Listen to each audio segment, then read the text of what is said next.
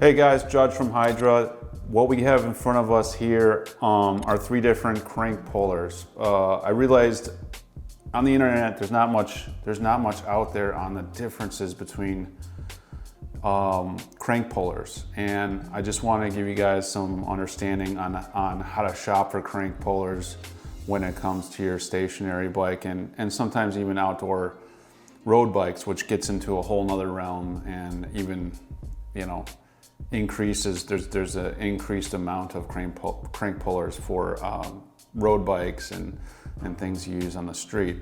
But we're focused on indoor and stationary bikes, and these are just a few of the popular ones we come across. First one is the most popular crank puller, and this is a 22 millimeter. And I want to explain that because, a lot of people don't even know what that means. You'll see 22, 25, 30, and basically what no one is explaining out there is that that is just simply the diameter of the pulling threads. These threads here are the threads that go on the inside of the crank. Just so you know, the crank is what's attached to the spindle coming out of the lower bracket. So, we'll have a good link on a cross section on how pulling works. Park Tools does a really good job of that, and we'll have a link in the description. But essentially, how this works is this threading here, which is 1 millimeter pitch. That's the gap between the threads, screws into the crank. Now that's after the crank bolt is removed. There's a bolt that goes on the outside, and we're gonna demo this for you on a live bike, actually a couple different bikes. So this is a really popular one because it's 3 pieces. This is a 3-piece crank that's very popular. This goes into the crank, like I said, and this inserts here. When you're putting this piece in, you could see the hex nut on this side. Very, very important to get this piece very tight inside that crank, because if you only get it in a quarter of the way or half the way, what you're going to do is you're going to actually pull the threads out of the crank, and then you're, SOL. So this part inserts into the crank insert piece, and this is the bolt that is the driving force. It actually inserts here and then comes out here and pushes against the spindle. So you're screwing this in, and it's going to come out the other side. Okay. And so, as you can see, it's coming out the other side and pushing against the spindle on the bike. This is held in place by the threads in the crank, and it just pulls that crank right off. It actually kind of pops off. They're pressed on, and it will come off pretty quickly. Now this piece here goes on the end, and all that does is increases the surface area of this for better pulling effect.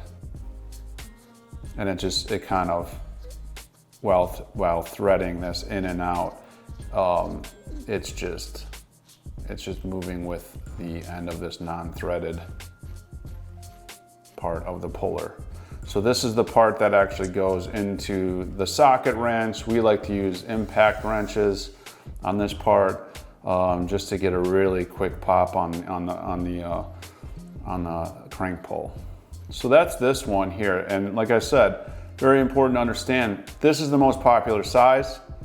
This is the 22 millimeter by 1 millimeter pitch. As I showed you earlier with the calipers, it's 22 millimeters. Now, what these manufacturers like to do is put different size diameters, so you have to buy their crank puller. It's kind of annoying. I pulled one right here from a Schwinn. And this particular one, same thread pitch, 1 millimeter, nice fine thread pitch, but is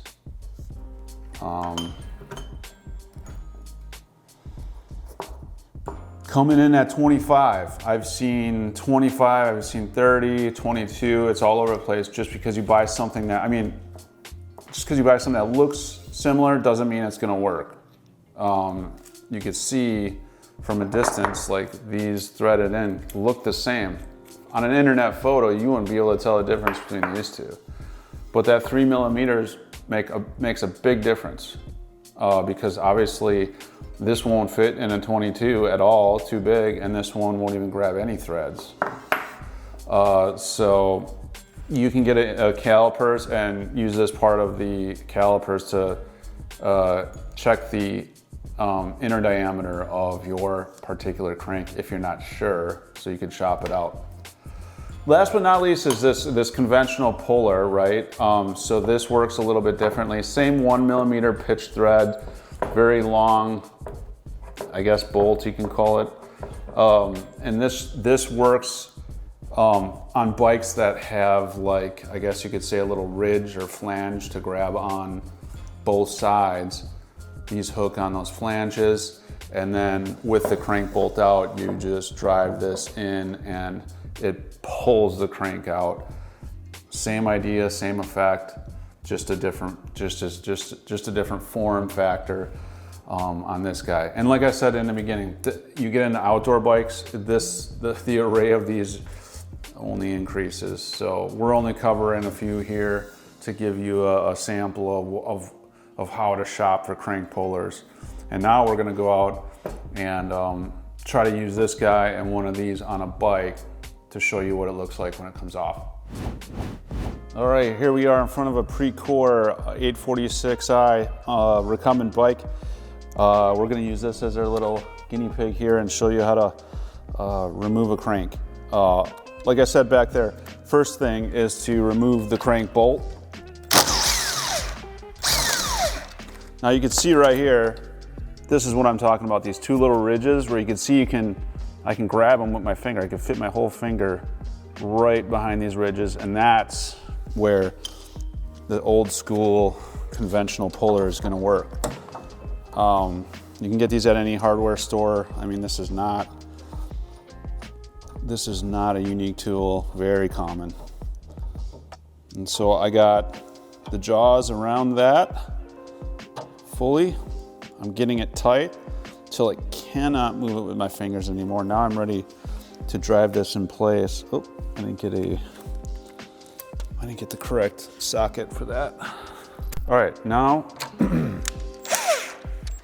I am going to set my impact wrench to tighten. I'm gonna drive this threaded bolt into the spindle while this is holding onto the back, and it should pop right off. So here we go.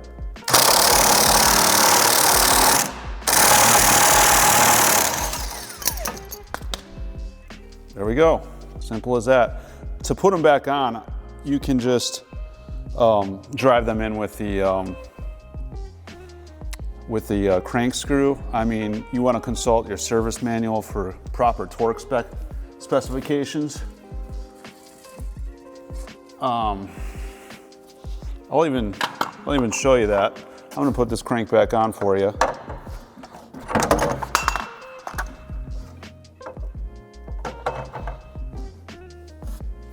So you can use this video as a crank installation guide. Put my hex back in.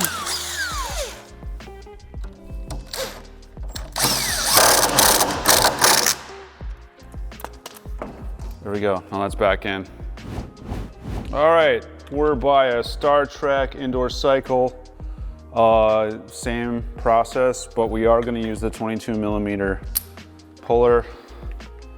And got the crank screw out. Sorry, Michael. You gotta watch out for these tools flying around. This is what I'm talking about. You want to back this thing all the way out just so that it doesn't get in the way. And I can insert this as far as possible.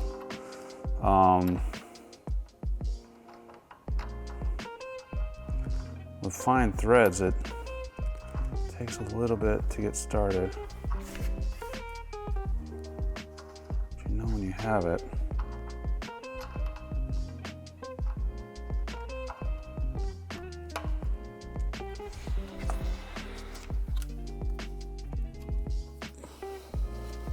I think I'm on.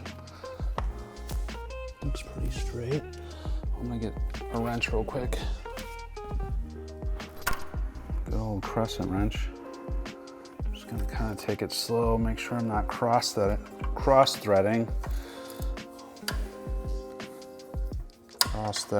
Cross-threading is your enemy.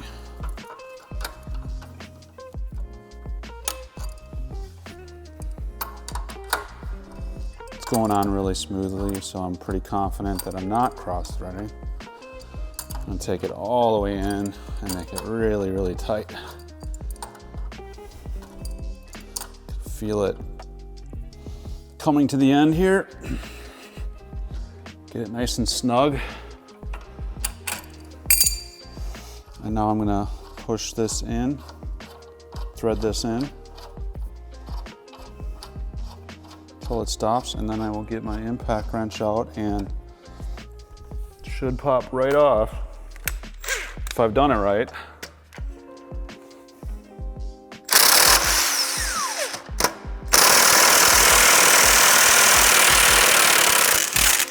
There we go. All right, so that's what it looks like. Again, this pushes against the spindle here. And that worked really well. All right, so now I gotta get this bugger out. Like, that is not gonna come out by hand. So I'm just gonna kind of stand on the crank. I've already backed this off, so I've broken that free. And then I'm just gonna turn the puller counterclockwise. And you can see it's coming out just fine. Don't want to use the impact wrench on this stage of it. Now I'm going to show you that it's very similar to the other bike as far as install. I'm taking the opposite side to exactly 12 o'clock. So this will be 6 o'clock. Like that. And then I have the crank bolt, which is going to do the work.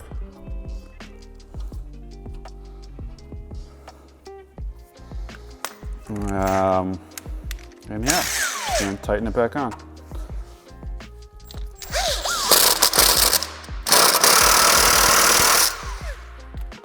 There we go. All right, guys, that's our video on crank pullers and crank pulling. Hopefully you found that helpful. If you did, please click like and subscribe. If you have any comments or questions, put them down below.